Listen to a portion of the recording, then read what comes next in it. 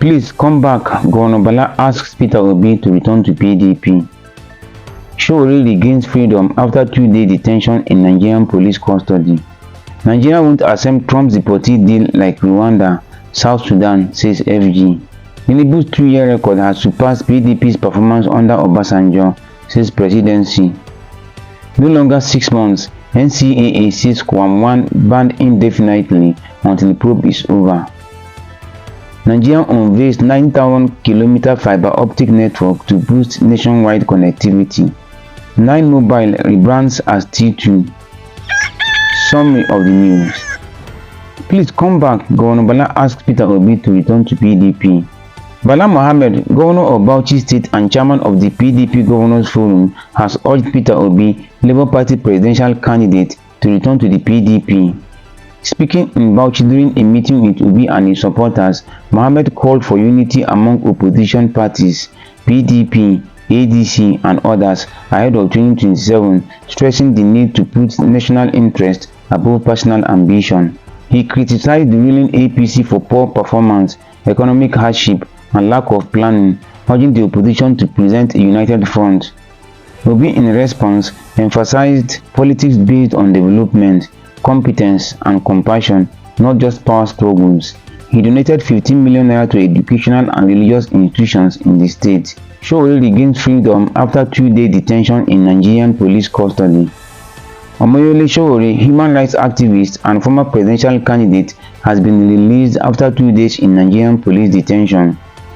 He confirmed his release on Friday, thanking supporters but stressing there is nothing to celebrate over what he called an unjust and illegal arrest. His detention sparked outrage from rights groups and civic activists who saw it as an attack on free speech.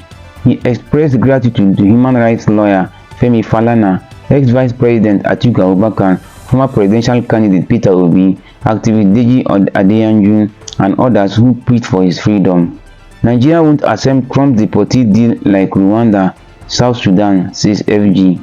Nigeria has reaffirmed it will not accept deportees from the US under Donald Trump's revived third country deportation policy, which sends expelled foreigners to nations other than their own. Foreign Minister Yusuf Tugar and ministry spokesperson Kimiebi Ebiamfa cited security, economic pressure, and Nigeria's population burden. They stressed Nigeria will only take its own citizens, rejecting US pressure despite some African countries, Rwanda, Eswatini, and South Sudan agreeing to the plan. Retired diplomats backed the stance, calling the policy illogical and warning against admitting foreign nationals of unknown background. Tinubu's 2-year record has surpassed PDP's performance under Obasanjo, says presidency. The presidency says Tinubu's first 2 years have outperformed Obasanjo's 1999-2007 era despite tougher conditions. Daniel Bwala knows Tinubu inherited heavy debt, low output, and high insecurity, but has repaid debt, reduced insecurity, and made bold economic reforms, claiming these have put Nigeria on the path to recovery. No longer 6 months, NCAA says Qaman banned indefinitely until probe is over. The Nigerian Civil Aviation Authority says Fuji legend Qaman's travel ban will now last indefinitely, not just 6 months, until a flight incident investigation is complete.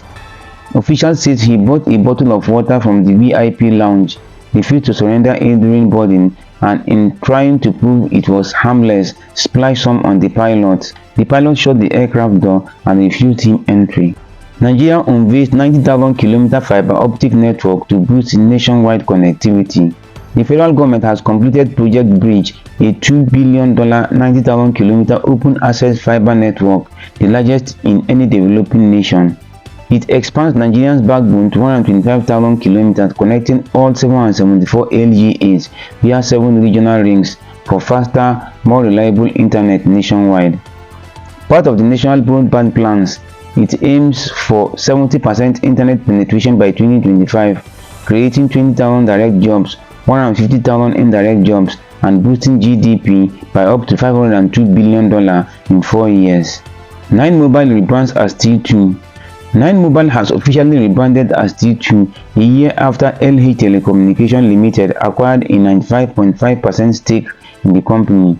This marks its second name change following a 2017 shift from Etisalat to 9mobile. At the unveiling in Lagos, CEO Femi Banimgbe described the move as the start of a bold new chapter, representing more than a new logo. He said the brand remains proudly Nigerian, built on resilience and determination.